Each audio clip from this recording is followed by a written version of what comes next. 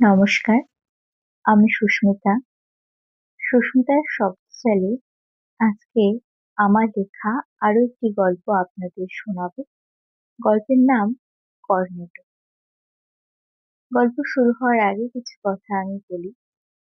এই কর্নেটো গল্পটি আমি আমার ছোটদা শ্রীযুক্ত সুরাজ শীলকে উৎসর্গ করছি।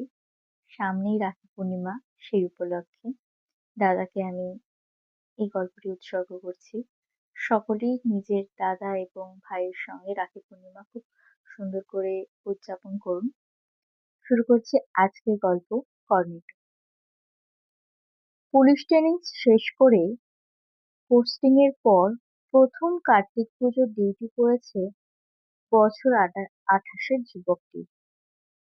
বাঁশবেড়িয়ায় কার্তিক পুজো বিশাল জাঁকজমক করে হয়।